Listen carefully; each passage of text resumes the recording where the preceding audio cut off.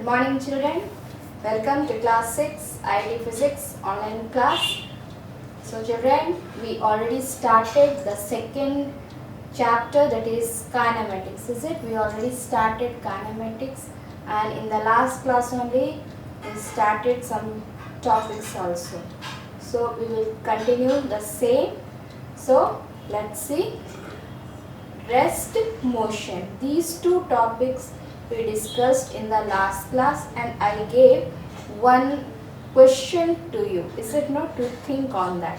So we will come to that question also. So for just once you will review that rest and motion. So first is rest. Is it? Rest. So what is rest? Whenever any object is not changing its position with respect to surrounding and time. Example, this is a table. Suppose this is a table. Okay, in this table there is a book. This is a table. It's a table. On this table there is a book, and this is a wall. Suppose a board is there, some one almirah is there. So the things are there around this table. So now you observe this book for 5 minutes. Just observe this book for 5 minutes. You will see after 5 minutes, you see that book once again. The position of book is not changed. Where you kept the book? Book is at same position. Position is not changed. With respect to surrounding, what is its surrounding? Board is there, almirah is there, the other things are there. So with respect to surrounding, with respect to the time, what is the time given? 5 minutes. In these 5 minutes, with respect to surrounding, the position of book is not changed. So book is at rest. Clear children? So very simple thing. Whenever any object is not changing its position with respect to surrounding and time, then we say body is at rest. Next, second point what we discussed, motion. Motion is what? Whenever a body changes its position with respect to surrounding and time. Suppose you are going, okay, suppose this is a vehicle. Okay, suppose this is a vehicle. So the first minute when you saw the vehicle is at point A, now it's moving. Next, after 2 minutes, the third minute when you saw it is at position B. So what it means? The position of this vehicle is changed or not? When before the 2 minutes, the first minute the position is A. Now it is at B. The position is changed with respect to the surrounding, and what is the time? In 2 minutes changed. So with respect to surrounding and time, position of anything will change, then it is in motion. Okay, so very simple. Whenever any object changes its position with respect to surrounding and time, then we say the object is in motion. Clear?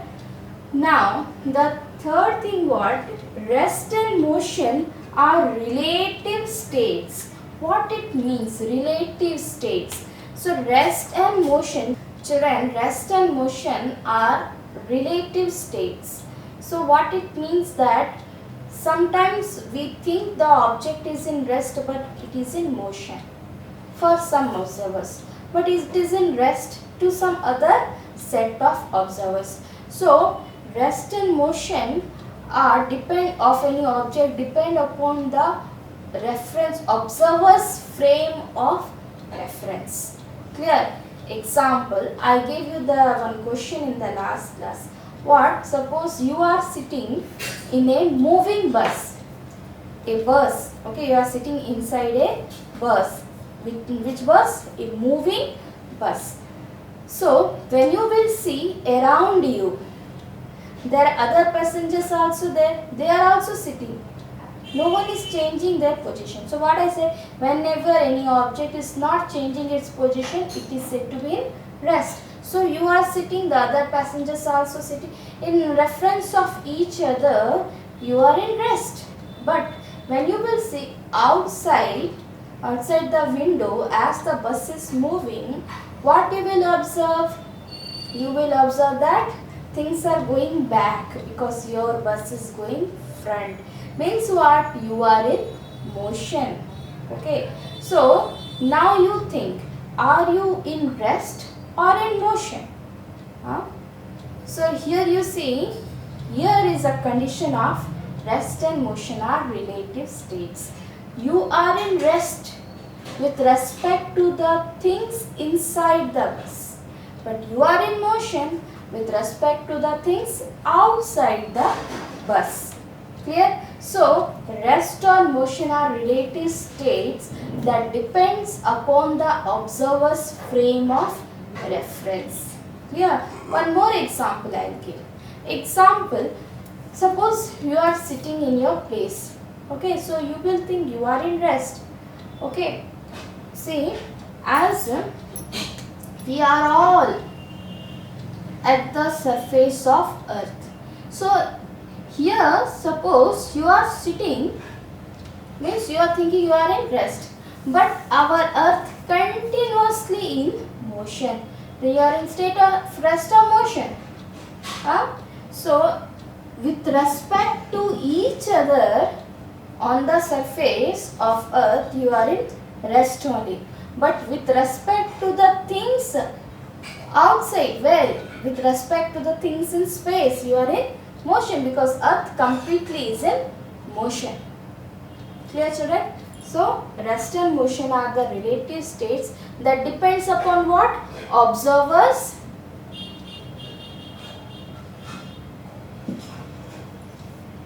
frame of reference. So next, children, next is types of motion. Next we are going to read types of motion. There are mainly three types of motion: one-dimensional motion, two-dimensional motion, and three-dimensional motion. Children, you know what are the main three dimensions? The three dimensions are what? X-axis, okay, length, breadth, and height. Is it? X-axis along x-axis, y-axis, and z-axis. So first is motion in one dimension. Whenever a body moves along x-axis, means moves along a straight line path, one direction only maintaining. Okay, then we say the body is moving with one dimensional motion. Okay, if a particle is moving in a single direction throughout its journey, then it is said to be moving in one dimensional motion. Any body, suppose, example, see, train moving in a straight track, or any ant moving along x-axis, where it's also known as a linear motion. Suppose a object, when it moves along same direction, moving in a straight path in same direction, then we say it is which type of motion? One dimensional motion. So what happens, to specify the position of this object, we need only one coordinate. Only one coordinate. Why? Because it is moving in a same direction. Okay. So this is called one dimensional motion, or motion in one dimension. When it happens, whenever object moves along same direction. Clear? Second is motion in two dimension. So whenever we need two coordinates to specify the position of an object. Two coordinates. You see, observe any insect, suppose on a floor, how it moves, sometimes here, sometimes there, then again here. So to find out, to specify its position, we need, okay, two coordinates. Yes or no? Two coordinates we need. So motion in a plane, okay, motion, suppose this is a board. On this board, suppose any ant is moving. How it moves? Some here, sometime there. So as it moves on a plane, so it only two coordinates are enough to specify its position. So motion in a plane is a two-dimensional motion if two coordinates specify the position of a point with respect to time, then we say it's a two-dimensional motion. Example, the main examples are projectile motion or circular motion. You see children, projectile motion, whenever suppose this is a ball, when you throw like this is called projectile motion. So this motion will be, you are thinking maybe it's three-dimensional, no, but it is a one plane. Okay, when the object moves like this, okay, it moves in a plane. Okay, it covers some length and height. Height is there and length is there. Clear? So this motion is in a plane. Clear? So projectile motion is also two-dimensional motion.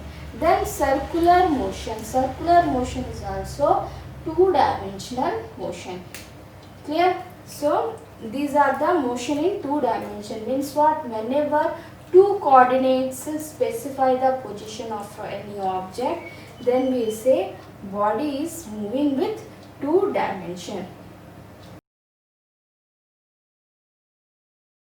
So next is children, three-dimensional motion.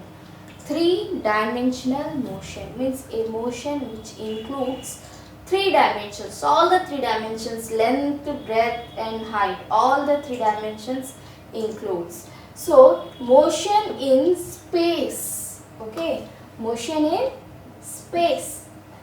So whenever a body moves in a space, to specify its position we need all the three coordinates: x coordinate, y coordinate and z coordinate. If all three coordinates specify the position of the object with respect to time, then we say body is moving in three dimension. Children, remember with the name only you can understand. One dimension means to specify the position of object we need one dimension only. Means either length or breadth or height. Two-dimensional motion means to specify its position we need two dimensions, length and breadth or length and height, like that. But three-dimensional motion means all the three dimensions we need to specify the position of the objects. Length it needs, breadth it needs and height also. Means when the body is moving in space. Example, flying bird. When a bird fly, okay, in sky, you see length it needs, breadth it needs and height also it needs to specify the position of that bird. Random motion of gas molecules. Gas molecules, it's not visible, but gas molecules, what, randomly it moves. And flying aeroplane, all these are movement in space. Means to specify their position we need all the three coordinates. Clear? So this is called three-dimensional motion. Please note down this, write neatly, note down this. Children, once again I want to tell you, suppose you are unable to write fast, so what you have to do, you have to pause the video. You pause the video and write down. Okay, after writing only you continue the video, because listening is not enough. You have to write everything, whatever teachers are explaining you have to write everything neatly with date and time in your notebook. Clear? Next topic is distance and displacement.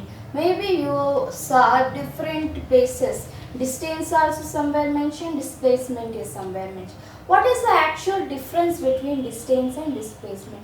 What is difference? What is similarity? What actually it means we will see now. Clear? So first is distance. Distance means what? Suppose there is a object A which moves like this. Suppose it covers 3 cm. Okay, this direction, then comes down and it covers some 4 cm. Clear? It's the first example. So distance, total distance. Total distance. So total distance covered by the body, 3 centimeter plus 4 centimeter. How much? 7 centimeter. So see children, distance means what? The actual length of path. What is actual length of path?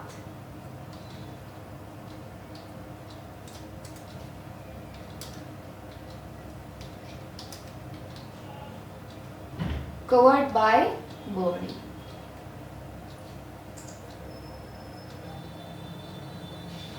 Is distance.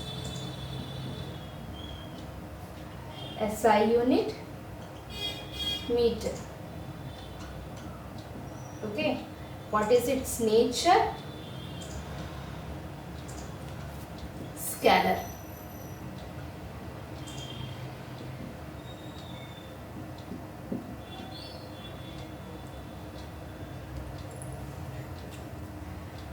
So see children, what is distance? Distance is the actual length of the path covered by the body. Whenever the path, okay, through which the body moves, the total length of the path. You see, A, how it is moving like this, it is going like this, then turning down. Okay, so this is a length, this is a path by which body is moving. So the actual length, so here 3 centimeter, then here 4. So total 7 centimeter is covered by the body. So this is called distance. Now distance is nothing but the actual length of the path. Length, this is a path by which body moves, and the total length of this path is called distance.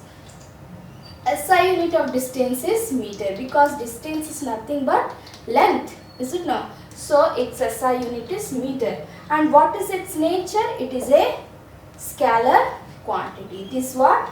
A scalar quantity. It's only length, it's having only magnitude, no direction. So it is a scalar quantity.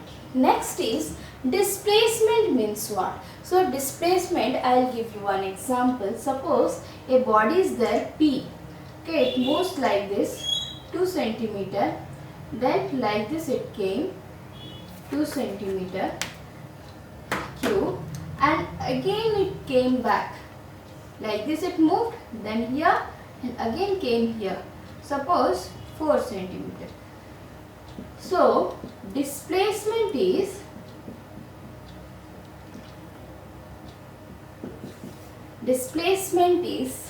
can you guess children? What will be the displacement? Displacement is 0. Why is 0 displacement? Reason is the shortest. What is displacement?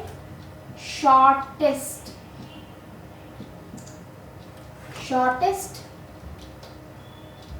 length between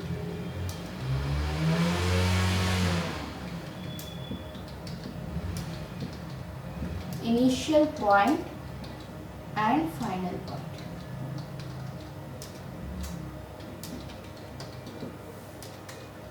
So SI unit, here also meter only, but nature is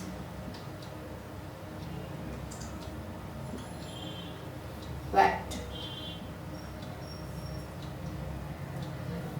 Clear children? So what is displacement? Displacement is the shortest length between initial and final point. See children, the object from where started? From point P started. Like this moved. Then came down like this, 2 centimeter. Again like this came. So what is the starting point? P. Initial point is what? Initial point is what? P. And final point is what? P only. Is it or not? Initial point, final point, same. From where started, there only ended. So the shortest distance between initial and final point becomes what? 0. Yes or no? So whenever a body from where started there only ended, then its displacement will be 0. So why displacement 0? Because displacement is nothing but, it is also a length, but it is a shortest length between initial point and final point, that is called displacement. So displacement does not depend upon the path through which body is moving. You see body like this 2 cm, then 2 cm, then 4 cm. If we find the distance 2 plus 2 plus 4, how much? 8 cm. If we find the distance 8 cm, but displacement is 0. Okay, displacement is 0. But distance is 8 centimeter. Got it? Body how moving? Like this, then like this, then like this. So distance depend upon the path through which body is moving, but displacement does not depend upon the path through which body is moving. Displacement is just the shortest distance from initial and final point. So displacement is a vector quantity. It shows the direction. Okay. So displacement is a vector quantity. So you can see, children, the similarity and difference both you can find out in distance and displacement. Distance is a total length of the path covered by the body, but displacement is the shortest distance between initial and final point. Distance depend upon the path through which body is moving. Displacement does not depend upon the path through which body is moving. Clear? Next, as it is a length, so its SI unit is meter.